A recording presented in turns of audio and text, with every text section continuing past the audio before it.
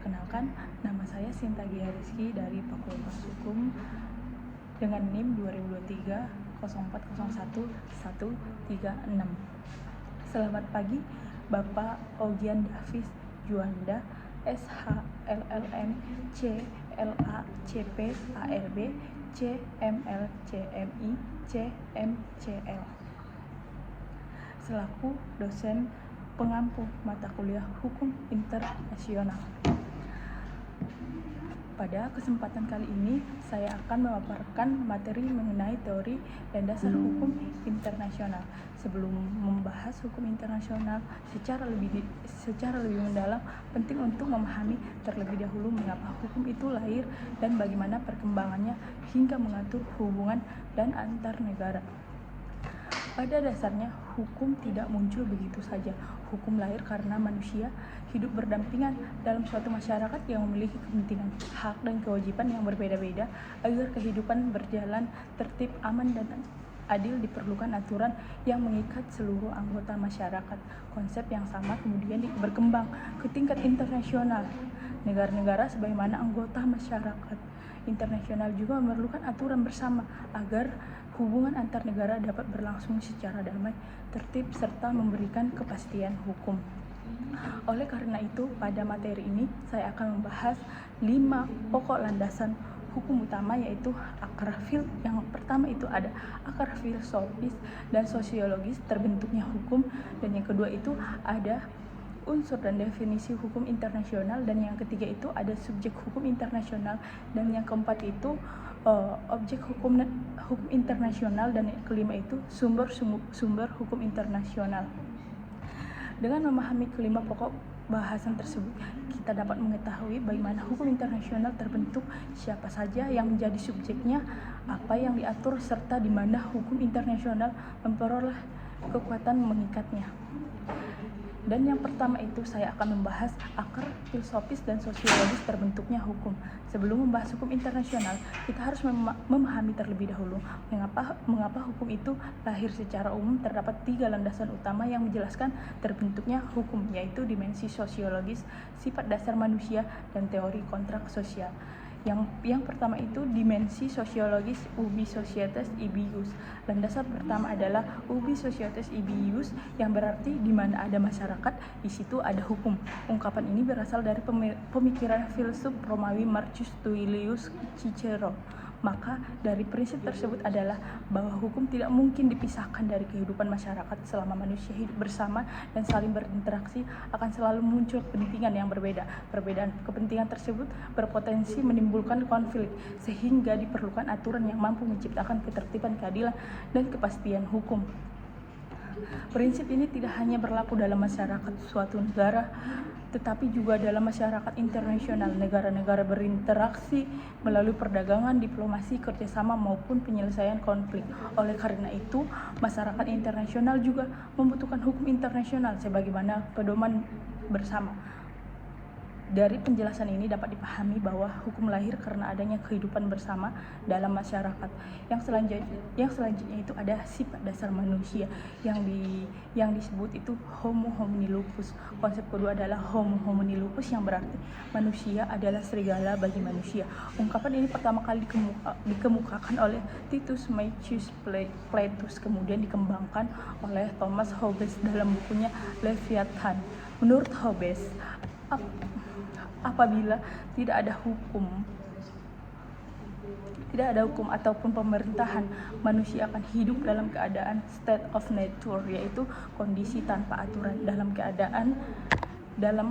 keadaan setiap orang akan berusaha memenuhi kepentingan sendiri, sehingga terjadi belum omnium kontra omnes, yaitu perang semua melawan semua. Hobbes bahkan menggambarkan kehidupan manusia pada kondisi tersebut sebagai solitary, fornesty, brasti, and short. Artinya kehidupan manusia akan menjadi sunyi, miskin, menyedihkan, kejam, dan berumur pendek. Dengan kata lain, tanpa adanya hukum, kehidupan masyarakat akan dipenuhi konflik dan ketidakpastian. Karena kondisi tersebut, tidak mungkin dipertahankan munculnya gagasan untuk membentuk aturan bersama melalui suatu kesepakatan. Dan selanjutnya ada teori kontrak sosial kontrak. Untuk keluar dari keadaan yang penuh konflik tersebut, manusia membuat kontrak sosial. Kontrak sosial merupakan itu kesepakatan masyarakat untuk menyerahkan sebagian hak dan kebebasannya kepada negara atau pemerintah agar pemerintah dapat menciptakan ketertiban melalui hukum. Dengan adanya kontrak sosial, masyarakat memperoleh perlindungan, pemerintah memperoleh kewenangan, sedangkan hukum menjadi alat untuk menjaga ketertiban dan keadilan. Konsep ini berkembang dalam hubungan internasional. Walaupun tidak ada pemerintah dunia, negara-negara sepakat membentuk berbagai aturan internasional melalui perjanjian, kebiasaan internasional, dan organisasi internasional. Jadi, hukum internasional dapat dipandang sebagai bentuk kontrak sosial antar negara. Dan yang kedua itu ada unsur dan definisi hukum internasional. Setelah memahami mengapa hukum lahir, selanjutnya kita membahas apa yang dimaksud dengan hukum internasional. Agar suatu aturan dapat disebut sebagai hukum internasional, terdapat ada 4 unsur utama. Yang pertama itu terdapat nilai asas, prinsip, dan norma. Artinya, hukum internasional berisi pedoman mengenai bagaimana negara harus bertindak dalam hukum internasional.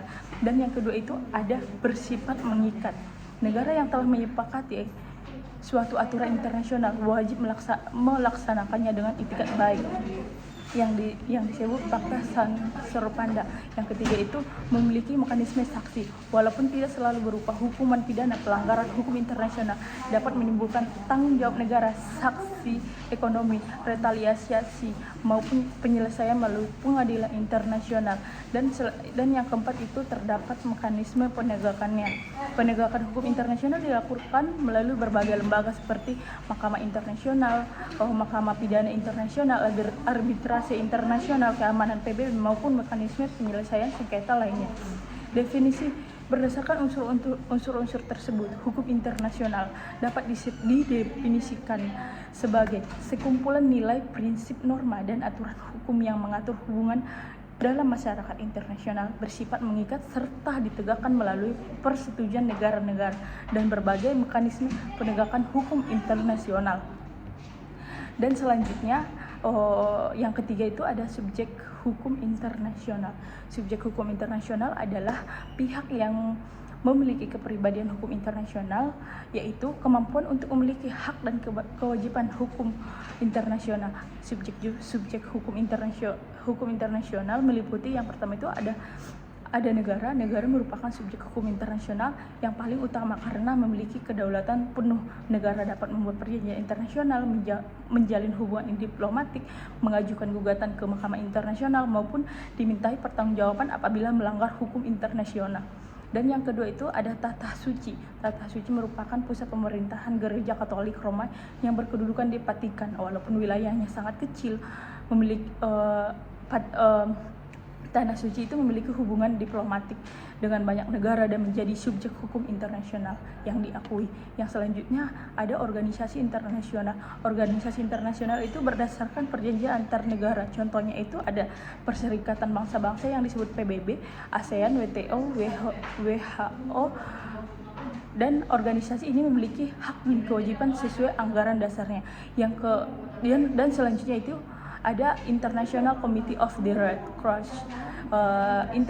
International Committee of the Red Cross ini merupakan organisasi kemanusiaan yang memiliki kedudukan khusus dalam hukum humanitar internasional. Tugas utamanya adalah memberikan perlindungan kepada korban perang, tawanan perang, dan masyarakat sipil.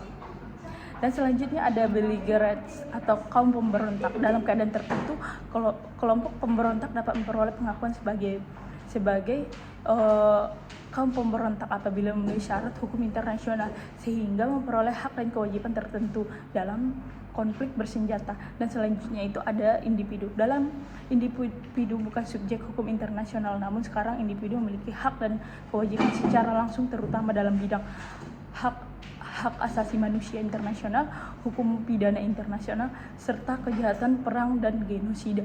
Dan selanjutnya ada perusahaan multinasional. Walaupun bukan subjek utama, perusahaan multinasional memiliki pengaruh besar terhadap perdagangan internasional, investasi, dan perlindungan hak asasi manusia. Dan selanjutnya ada organisasi non-pemerintah. Contohnya itu Amnesty International dan Greenpeace. Meskipun tidak membuat hukum internasional, beberapa dalam advokasi, pemantauan hak asasi manusia, perlindungan lingkungan, serta mempengaruhi pembentukan kebijakan internasional. Dan selanjutnya ada objek hukum internasional. Objek hukum internasional adalah segala sesuatu yang menjadi sasaran pengaturan oleh hukum internasional. Objek tersebut meliputi wilayah negara, wilayah daratan, laut teritorial, zona ekonomi eksklusif, landas kontinen, dan ruang udara. Hukum internasional mengatur batas wilayah serta hak negara atas wilayah tersebut. Dan selanjutnya itu ada Global Commons, merupakan wilayah yang tidak berada di bawah kedaulatan negara manapun, contohnya itu laut lepas, dasar laut internasional, Antartika. Wilayah tersebut digunakan untuk kepentingan seluruh umat manusia. Dan selanjutnya ada lingkungan hidup global, meliputi isu perubahan iklim, pencemaran lintas batas, perlindungan ozon, konversi keanekaragaman hayati karena dampaknya meliputi batas negara, penyelesaian memerlukan kerjasama internasional.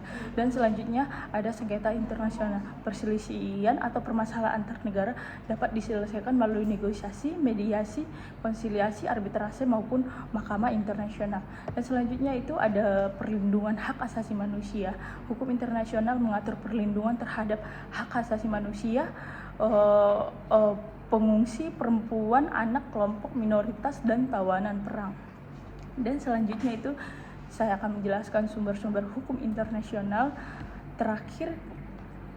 Yang terakhir membahas di mana hukum internasional berasal dari hukumannya terdapat dalam pasal 38 ayat 1 Mahkamah Internasional. Terdapat 5 sumber utama. Yang pertama itu ada Perjanjian internasional. Perjanjian internasional itu merupakan kesepakatan tertulis antar negara yang menimbulkan hak dan kewajiban hukum. Contohnya itu ada Piagam PBB, Konvensi Wina 1969, dan selanjutnya ada kebiasaan internasional, merupakan praktek yang dilakukan secara terus-menerus oleh negara yang diyakini sebagai hukum. Contohnya adalah kekebalan diplomatik yang telah dipraktikkan jauh sebelum dikodifikasikan. Dan selanjutnya itu ada prinsip-prinsip hukum umum, merupakan asas hukum yang diakui oleh negara-negara beradab, misalnya itu etiket baik, persamaan di hadapan hukum, keadilan, dan tanggung jawab atas perbuatan melawan hukum. Dan selanjutnya itu ada putusan pengadilan internasional. Putusan Mahkamah Internasional maupun Tribunal Internasional berfungsi sebagai sumber tambahan subsidiar untuk membantu menemukan hukum. Dan selanjutnya itu ada pendapat para ahli. Pendapat para sarjana hukum internasional yang memiliki reputasi tinggi juga dapat dijadikan rujukan ketika belum terdapat aturan yang jelas.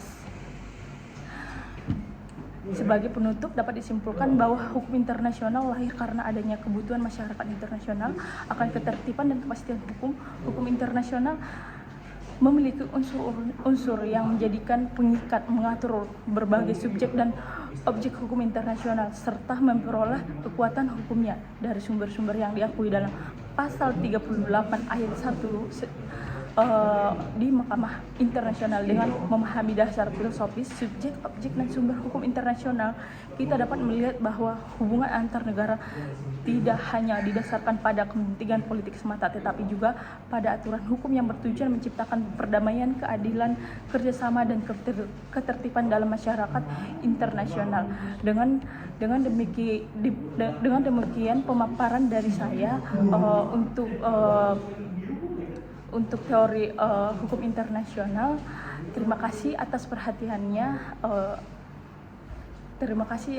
perhatiannya. Wassalamualaikum warahmatullahi wabarakatuh.